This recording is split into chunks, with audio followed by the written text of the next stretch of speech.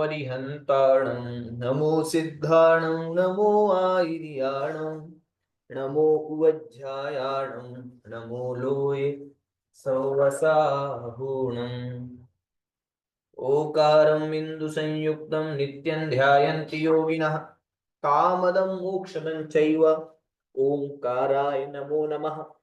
अविरल शब्द घनौगा प्रक्षालित सकल भूतल कलंकाः मुनिभिरुपासित तीर्था सरस्वती हरतु नो दुरितम् अज्ञानतिमिरान्धानां ज्ञानाञ्जनशलाकया चक्षुरुन्मीलितं येन तस्मै श्रीगुरवे नमः। श्री परम गुरवे नमः। परम्पराचार्य श्री गुरुभ्यो नमः।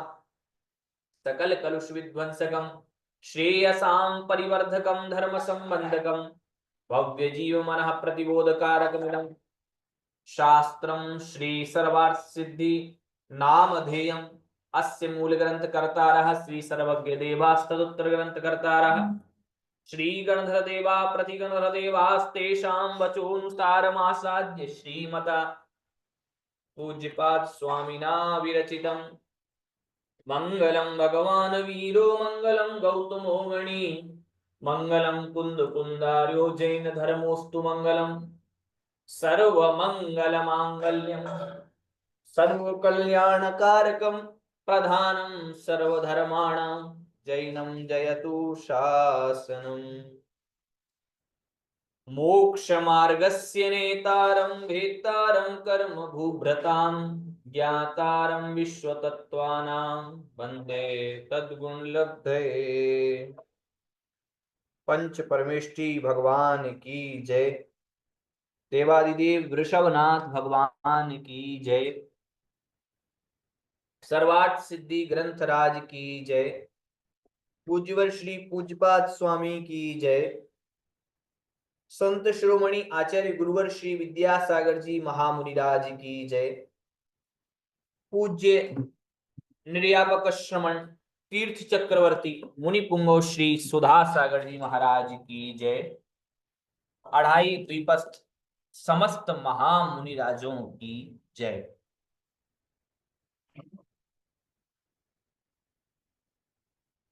कल सर्वार्थ सिद्धि जी ग्रंथ से हमने अध्ययन किया था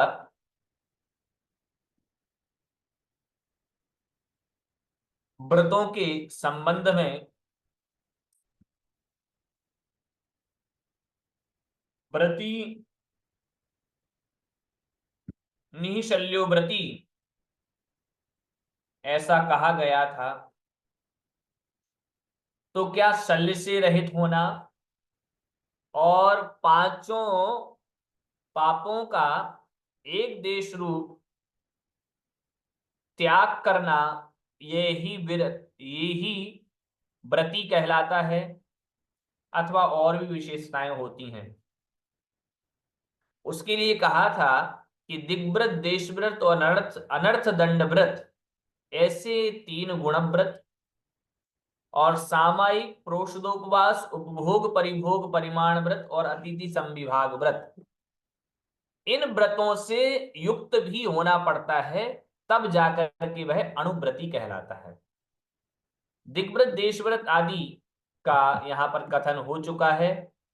दिग्व्रत दिशाओं की मर्यादा, देश उन दिशाओं में जो स्थान है, स्थान विशेष की मर्यादा, और अनर्थ दंड विरति जो कि पांच पाप का पापोपदेश, हिंसा, दान, दुष्श्रुति, प्रमादचर्या इत्यादि के भेद से पांच प्रकार का कहा था कि निष्प्रयोजन ही मन वचन काय की क्रियाएं करना, कभी पाप का उपदेश देना, कभी हिंसा आदि के उपकरणों का दान देना, कभी खोटा चिंतन सुनना, इत्यादि को हमने यहाँ पर कल समझा था प्रत्येक की परिभाषा के अनुसार।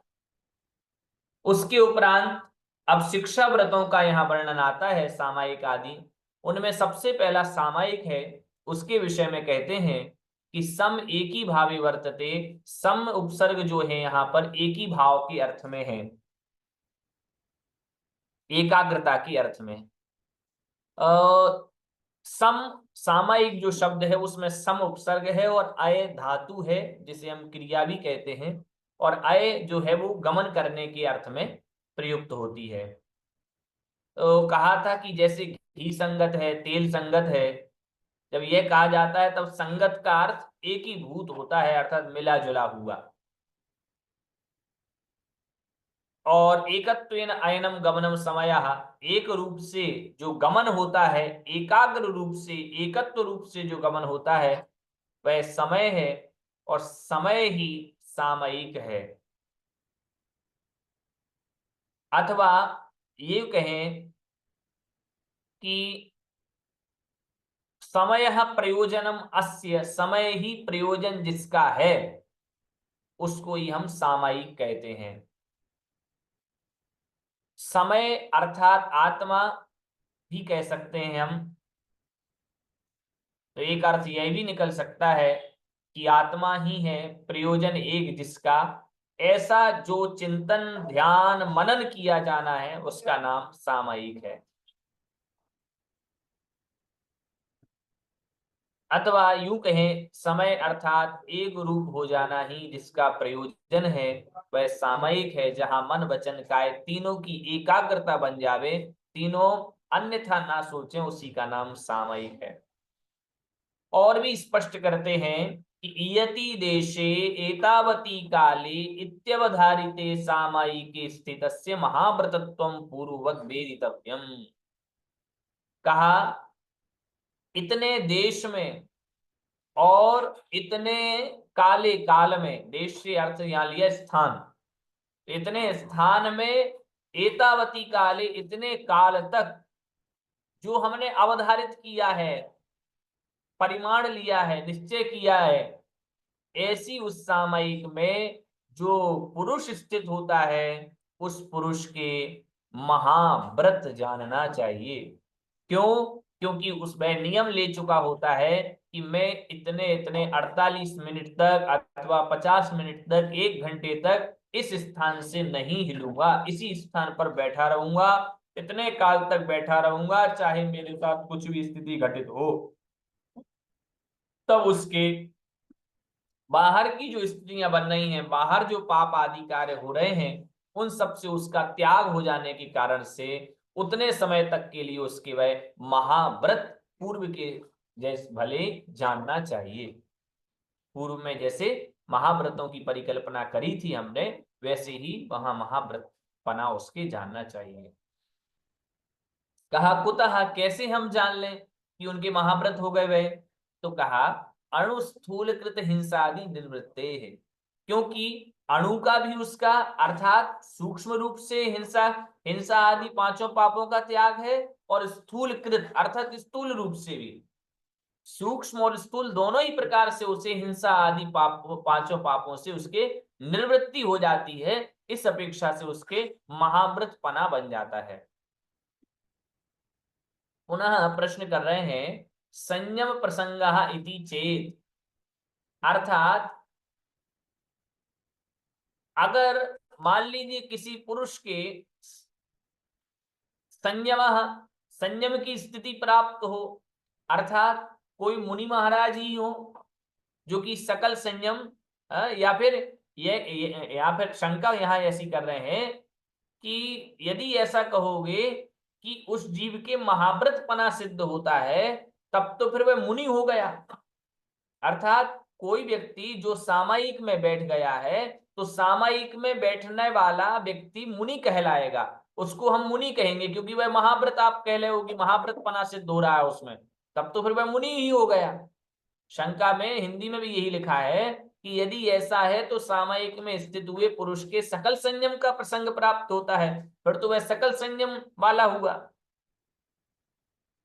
तो कहते हैं ना, तदघाति कर्मोदय सद्भावात, कि भैया उसके संयम, उसके महाव्रत अथवा सकल संयम का प्रसंग प्राप्त नहीं हो सकता, क्योंकि घाती कर्मोदय सद्भावात, उसके घातिया कर्मों का सद्भाव है। अथवा अथवा सॉरी, घाती कर्मों का नहीं, कर्मों को घात करने का, या फिर संयम को घात करने का, संयम को घात करने का कर्मों का उदय विद्यमान है उसके, मतलब जिनसे संयम का घात होता है, ऐसे कर्मों का उदय उसके अभी बना हुआ है, इसलिए उसके महाव्रत नहीं कह सकते, महाव्रत के तुल्य कह सकते हैं। फिर कहा कि महाव्रतत्व अभाव इति चेत, हम कह दें कि उसके तो महाव्रतों का अभाव ही है, यदि ऐसा कह दें तो क्या आपत्ति है? कहा तन्ना, उसको भी नहीं कह सकते। क्यों नहीं कह सकते? तो वह उपचारात राजकुले सर्वगत चैत्राभिधानवत। कहा जैसे राजकुल में चैत्र को का उपचारात, उपचार से कहा जाता है। राजकुल में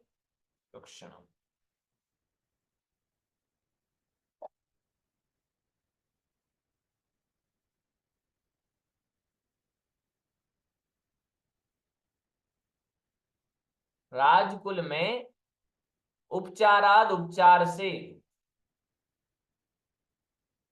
सर्वगत चैत्राभिधानवत, अर्थात सभी जगह चैत्र ही कहा जाता है। राजकुल में चैत्र को सर्वगत उपचार से कहा जाता है, उसी प्रकार महाव्रतों को भी यहाँ उपचार से जानना चाहिए। अर्थात अर्थात यह हुआ भैया जी, हाँ, राजकुल में चैत्र मतलब राजकुल में चैत्र को सर्वगत उपचार से कहा जाता है। राजकुल में चैत्र को सर्वगत उपचार से कहा जाता है, ये क्या लग, मेरी समझ में नहीं आ रही लाइन। चैत्र, चैत्र मतलब क्या? देख रहे हैं।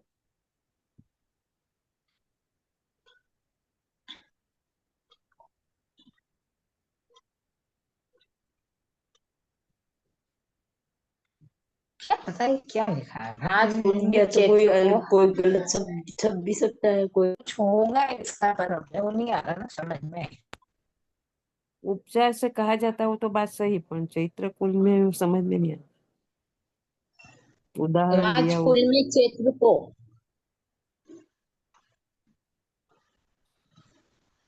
चैत्र क्या चीज है? वैसे चैत्र शब्द का अर्थ, एक चैत्र शब्द का अर्थ तो व्यक्ति विशेष से लिया जाता है कि चैत्र तंडुल, नहीं मतलब यहाँ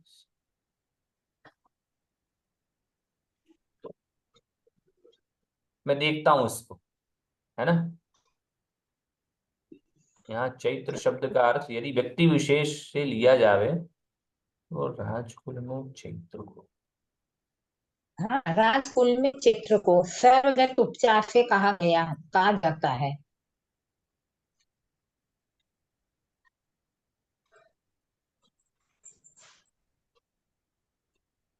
अरे सर्वगत का क्या मतलब हुआ? सर्वगत मतलब सभी में व्याप्त, हाँ, सभी जगह, सब जगह, सभी लोग, सब सब जगह। जगह। सब जगह। अच्छा, चलो इसको हम देखें, देख करके बताएं। ठीक है भैया जी। तो यहाँ महाव्रत को उपचार से उपचार कहा। जानना चाहिए। भैया जी देखिए, जैसे कोई राजकुल में जन्म लेता है तो वो हाँ, भी राजा नहीं बना, पर उसको उपचार से राज कुल वाले को राजा ही माना जाता है। जैसे कोई बच्चा पैदा होगा तो उसको उपचार से राजा ही, उसका वंश का जो होगा उसको राजा ही मान के रहा, वो राजा नहीं है अभी, हाँ, ऐसा कह सकते हैं। यहाँ पर यदि तो हाँ, एक ये तो हो जो सकता सामायिक है। में लीन है वो महावृत्ति नहीं है, लेकिन उसको महावृत्ति मतलब वो महाव्रतों का उस क्रम में पालन कर। हाँ हाँ, सुनिए, यहाँ पर यदि चैत्र को अगर अपन चैत्र का अर्थ यहाँ पर ऐसा लिया जाए, पुत्र, राजपुत्र। हाँ, राजपुत्र यह अर्थ लिया जाए, तो यह अर्थ बनेगा कि राजा की कुल में उत्पन्न हुआ जो व्यक्ति है उसको राजा ही वो कहा राजा जाता ही है, है। यद्यपि वह राजा नहीं है तथापि उसको उपचार से पर राजा कह। उपचार से उसको राजा कर देते हैं। हाँ, हाँ वैसे महाव्रत नहीं है तो उपचार से महाव्रत कर दिया जाता है। हाँ ठीक है भैया जी, ठीक है। हाँ, ऐसा चैत्र का राजपुत्र अर्थ किया जाए तो यही अर्थ निकलेगा।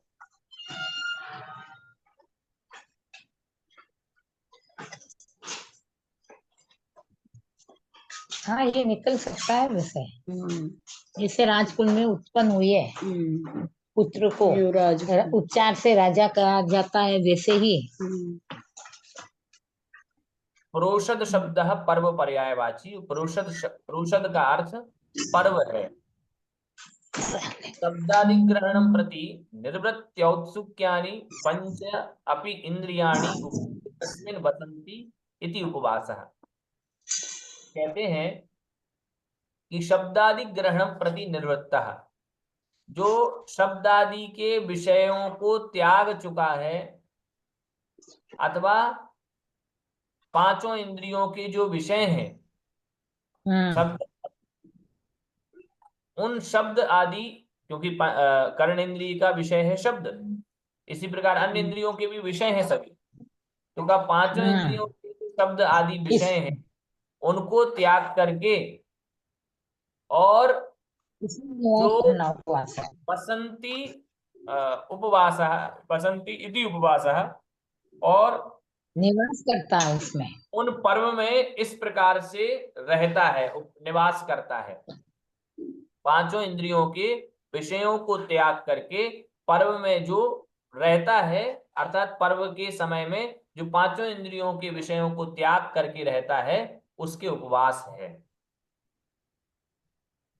चतुर्विध उपवास के समान है, मतलब ये पांचों हाँ, इंद्रियों के विषय को त्याग दिया त्याग तो दिया। उपवास के समान हो हाँ गया वो। हाँ। करके अर्थ कह दिया उन्होंने, पर्व शब्द का अर्थ किया, फिर उपवास का अर्थ किया। प्रोषद का अर्थ तो होता है पर्व, अब और बता रहे पर्व के इसी में पूरा। पांचों इंद्रियों के विषयों को त्याग त्याग दिया करना तो उपवास उपवास के कहलाता समान हो है। गया हाँ। वो। हाँ, लिखा हुआ है आगे, चतुर्विध आहार परित्याग इत्यर्थः। चारों प्रकार के आहार का त्याग, यह उपवास का अर्थ है। अर्थात पर्व में पांचों इंद्रियों के विषयों को त्याग करके, त्याग पूर्वक चारों प्रकार के आहार का त्याग करना, इसका नाम है प्रोषद।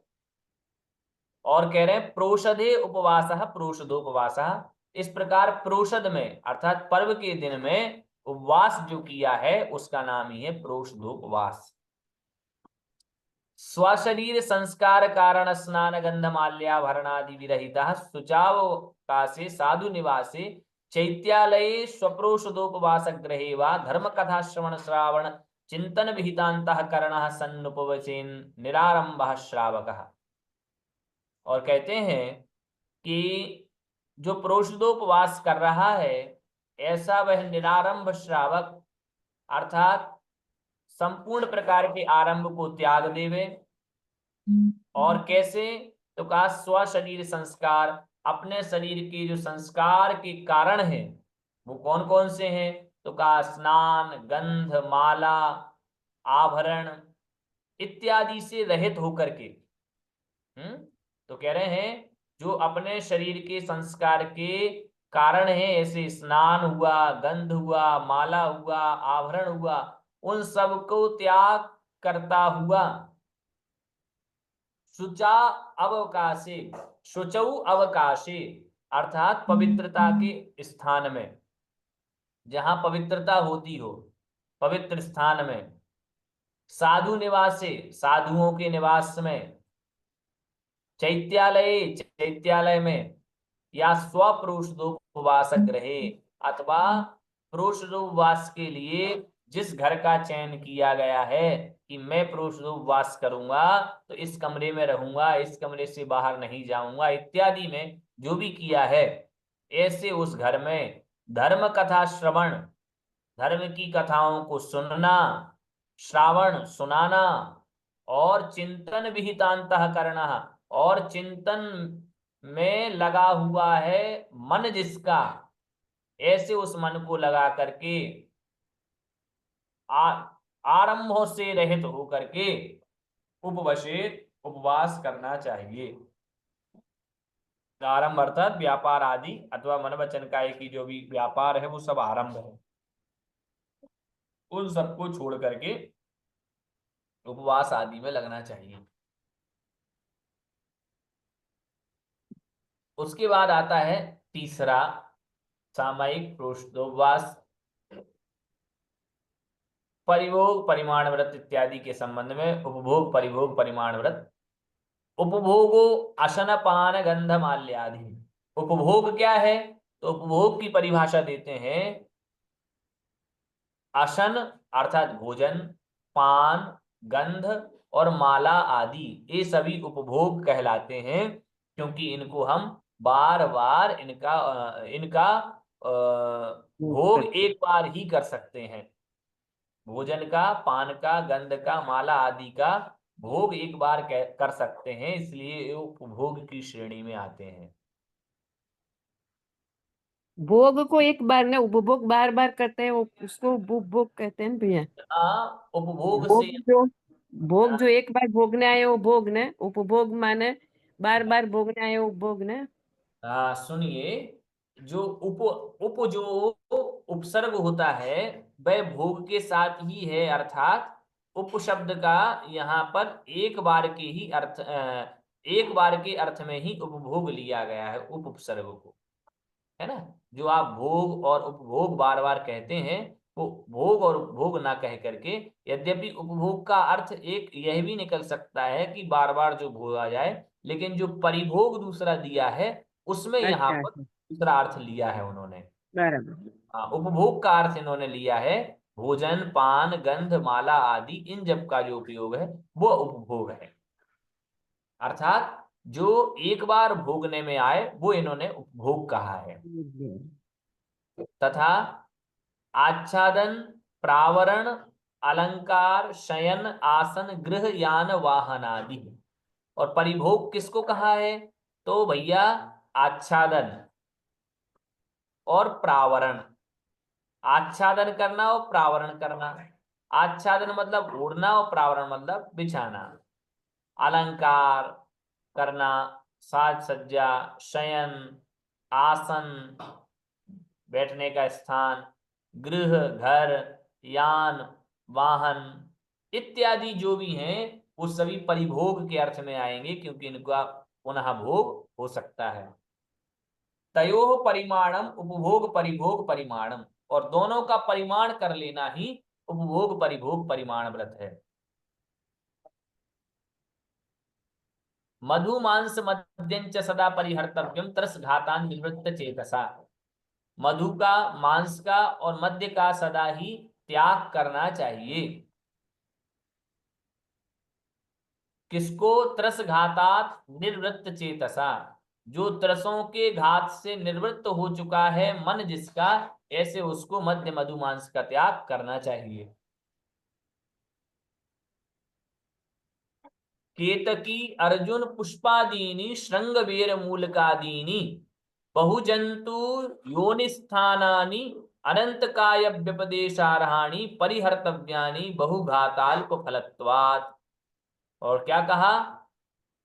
केतकी का फूल, अर्जुन, पुष्प आदि, केतकी का, अर्जुन का जो पुष्प है, और श्रृंग बेर मूलकादीनी, और श्रृंग बेरक, बेर मतलब आप समझते ही हैं, और श्रृंग बेर आदि जो भी हैं, मूली आदि, अदरक आदि, वो सब भी त्याग कर देना चाहिए। क्यों कर देना चाहिए? तो कहा ऊपर क्योंकि ये योनि स्थानानी अनंत काय, अनंत काय रूप होते हैं, अर्थात इन सब में अनंत शरीर भरे हुए हैं, अनंत जीवों का घात है, इसलिए बहुघात अल्प फलत्वात्। इन सब का त्याग क्यों करना चाहिए? क्योंकि इसमें बहुघात है और अल्प फल है। फल तो थोड़ा सा है, घात अधिक है, इसलिए ऐसी चीजों को त्याग कर देना चाहिए।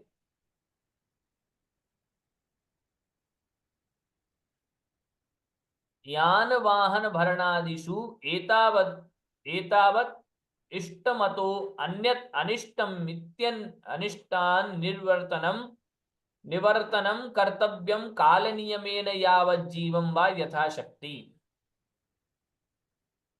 और कहते हैं कि साथ में ही यान, वाहन और आभरण, आभूषण इत्यादि में एतावत एव इष्टम, इतना ही मुझे इष्ट है, इतना ही मुझे चाहिए, इतना ही मुझे अच्छा लगता है, बाकी सब अनिष्टम, बाकी सब अनिष्ट है। इस प्रकार का विचार करके काल नियमेन, काल के नियम पूर्वक, यावत जीवम, जब तक जीवन है तब तक, अथवा यथाशक्ति, जब तक की मेरी शक्ति हो रही है तब तक के लिए मैं इस फलानी वस्तु का त्याग करता हूं।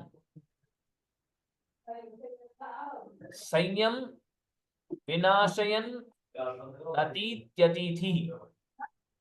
और अतिथि संविभाग व्रत के संबंध में कहते हैं, क्या कहते हैं?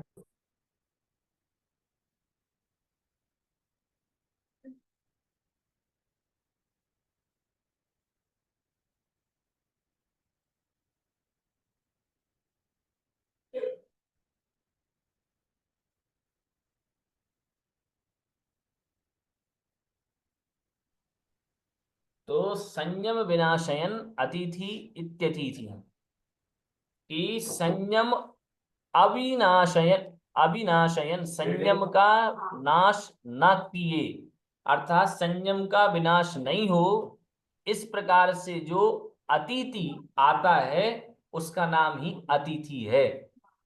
अथवा न अस्य तिथि ही अस्ति अतिथि, अथवा जिसके न आने की तिथि हो न जाने की तिथि हो, उसी का नाम है अतिथि।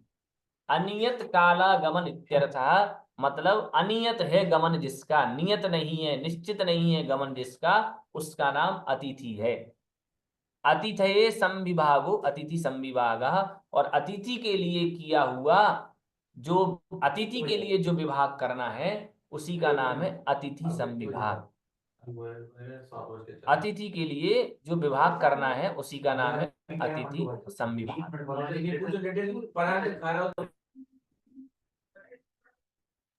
सा चतुर्वेदा, और वह अतिथि संविभाग 4 प्रकार का है। भिक्षोपकरण औषध प्रतिश्रय भेदा।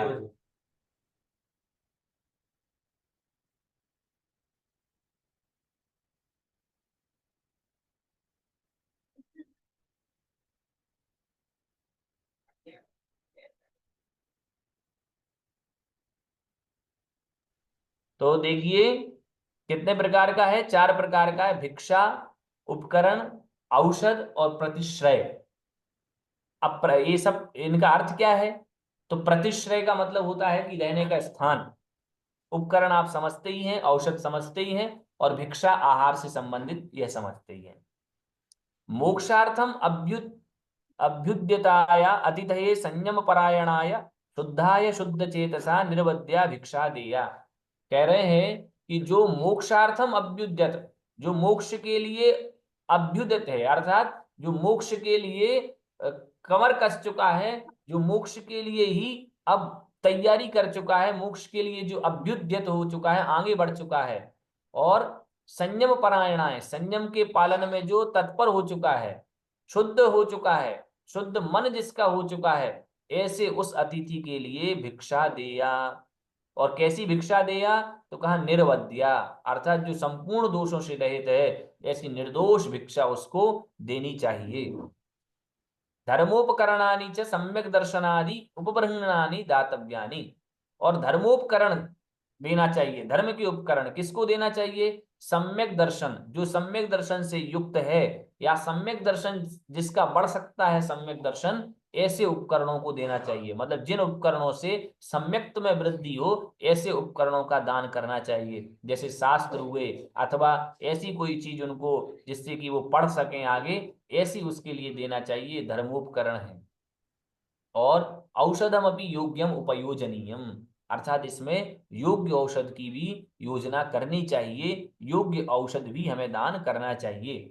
तथा प्रतिश्रयश्च, प्रतिश्रय क्या है? परम श्रद्धया प्रतिपादयितव्यः इति, और प्रतिश्रय देना चाहिए, इसलिए श्रद्धा परम धर्म श्रद्धया, परम धर्म की श्रद्धा से उनके लिए रहने का स्थान भी देना चाहिए। चा शब्दो बक्ष्यमाण गृहस्थ धर्म समुच्चयार्थः, और चा शब्द यहाँ पर गृहस्थ धर्म समुच्चय के लिए कहा गया है, अर्थात गृहस्थ धर्म का, गृहस्थ धर्म में इस सब चीजें करनी चाहिए।